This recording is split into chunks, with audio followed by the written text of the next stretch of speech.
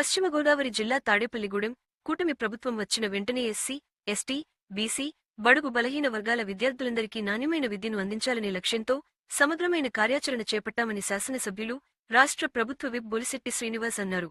స్థానిక housing board కాలనీలో సాంఘిక సంక్షేమ శాఖ ఆధ్వర్యంలో నిర్వహిస్తున్న కళాశాల బాలుర వసతి గృహంలో విద్యార్థులకు పుస్తకాలు, బట్టలు, దుప్పట్లు తదితర వస్తువులతో కూడిన కిట్లను ఆదివారం ఎమ్మెల్యే పంపిణీ చేశారు. జిల్లా సంక్షేమ శాఖ అధికారి అరుణ పర్యవేక్షణలో జరిగిన ఈ కార్యక్రమంలో ఎమ్మెల్యే మాట్లాడుతూ, రాష్ట్ర ప్రభుత్వ ఆదేశాల మేరకు రాష్ట్ర వ్యాప్తంగా ఎస్సీ, ఎస్టీ హాస్టల్ విద్యార్థులకు నాణ్యమైన వస్తువుల పంపిణీ కార్యక్రమం చేపట్టారని అన్నారు. గత 5 ఏళ్లలో వైసీపీ ప్రభుత్వం వసతి గృహాలను నిర్లక్ష్యం చేసిందని విమర్శించారు. మనకి ఈ గవర్నమెంట్ వచ్చిన తర్వాత మినిస్టర్ గారి చొరవ వలన, మన స్వామి గారి చొరవ వలన సార్ బాగా స్వామి గారి చొరవ వలన కాలేజీ హాస్టల్ పిల్లలకు కూడా మనం ఎందుకు ఈ మెటీరియల్ డిస్ట్రిబ్యూషన్ చేయకూడదు అనే కార్యక్రమంలో భాగంగా లాస్ట్ ఇయర్ ఇచ్చున్నాం సార్. అలాగే ఈ ఇయర్ కూడాను అడిషనల్ గా మీ అందరికి నైట్ వేర్ డ్రెస్సెస్, అలాగే వింటర్ సీజన్ లో ఒక జుమ్కానా, అలాగే ట్రాక్ షూట్, మీకు ట్రాక్ షూ కూడా రాబోతున్నాయి, స్పోర్ట్స్ షూ కూడా. ఇవన్నీ మీరు ఉపయోగించుకోవాలి.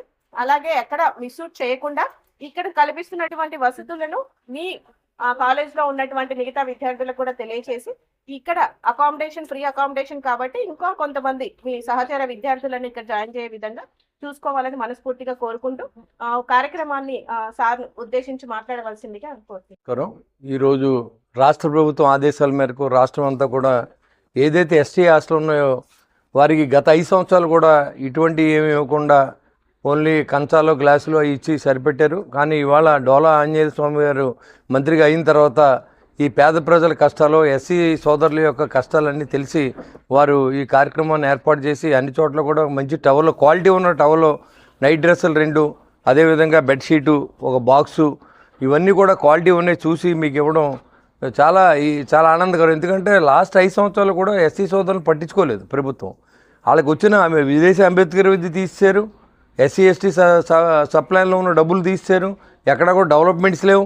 ఈరోజు దానికి భిన్నంగా ఈరోజు అందరినీ కూడా ఈ పిల్లలందరూ బాగా చదువుకునే విధంగా ప్రభుత్వ బడిలో చదువుతున్నారా లేదా ప్రైవేట్ బడిలో చదువుతున్నారా అనే విధంగా, కాలేజీలో చదువుతున్నారా అనే విధంగా ఈరోజు ఈ ఏర్పాట్లన్నీ చేయడం జరుగుతుంది. ఇది చూసిన తర్వాత కూడా బయట ఉన్న వ్యక్తులు కూడా ఈ హాస్టల్లో జాయిన్ అవ్వాలి, ప్రభుత్వం చాలా బాగా చూస్తుందనే విధంగా ఏదో షో చేయడం కాదు, ఇవన్నీ రియల్గా కూడా ఇవ్వడం జరుగుతుంది. అదేవిధంగా బీసీ హాస్టల్లో కూడా మరి ఒక బాక్స్ని తల్లిదండ్రులు ఏ రకంగా అయితే పిల్లలకి ఇస్తారో అన్నీ కూడా దాంట్లో నైట్ డ్రెస్సులు అన్నీ పెట్టి, దుప్పట్లు పెట్టి, టవల్స్ పెట్టి, బుక్స్ పెట్టి అన్నీ కూడా ఇవాళ ప్రభుత్వం మరి ప్రతి వ్యక్తికి విద్య అవసరమైన ఉద్దేశంతో మరి విద్యాభ్యాసానికి, ఎడ్యుకేషన్కి చాలా డబ్బులు ఖర్చు పెడుతూ ఉంది. ఇవన్నీ కూడా మీకోసం. ఇవాళ చాలామంది దీని వాల్యూ తెలియదు. దీనికి అంతా ప్రజలు కట్టిన డబ్బుల్ని మీకోసం ఏదైతే బడుగు బలహీన వర్గాల అట్టడుగు ప్రజలందరూ కూడా బాగా చదువుకుంటే విద్య అనేది వస్తే వాళ్ళకి జీవితం అంతా ఉంటుంది. డబ్బు సంపాదింతే ఎంతకాలం ఉంటుందో తెలియదు. ఆ విద్య రావడానికి మీకు కూడా ఇంట్రెస్ట్ ఉండాలి, అక్కడ ఫెసిలిటీస్ ఉండాలనే ఉద్దేశంతో ప్రభుత్వం ఏర్పాటు చేసింది. దీన్ని స్వాగతించి మీరు అందరూ కూడా మరి ఏదైతే ప్రభుత్వం మంచి చేస్తుందో దాని గురించి కూడా మీరు ఆలోచన చేయాలని చెప్పి నేను కోరుతా ఉన్నా. వాళ్ళు చంద్రబాబు నాయుడు గారి ప్రభుత్వం, పవన్ కళ్యాణ్ గారు, వీళ్ళందరూ కూడా మరి నిత్యం ఏదన్నా ఉంటే మనం ప్రతి వ్యక్తికి విద్య కావాలి, వైద్యం ఫ్రీగా ఇవ్వాలి, ఉచిత విద్య ఇవ్వాలనే ఆలోచనతో ప్రభుత్వం పనిచేస్తూ ఉంది. మీ అందరూ ఈ ప్రభుత్వాన్ని ఆదరిస్తారని, పెద్దలందరికీ తెలియజేస్తారని, మీరు ఇచ్చిన ఫెసిలిటీని మీ తల్లిదండ్రులు కూడా తెలియజేయండి. మన ఇంట్లో మనకంటే మంచి టవల్ని ఇవాళ టవల్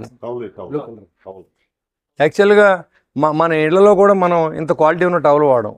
ఇవన్నీ కూడా మీరు టెస్ట్ చేసుకోండి. అదేవిధంగా బెడ్షీట్ కానీ, నైట్ డ్రెస్సులు కానీ, ఇవన్నీ ఒక శీతాకాలం వస్తే మరి మనం చల్లి పెట్టకుండా మీకు ఒక స్వెటర్ కానీ, ఇవన్నీ మీ అవసరాలు తెలిసి ఇవాళ ప్రభుత్వం ఇవాళన్నీ ఏర్పాటు చేసింది.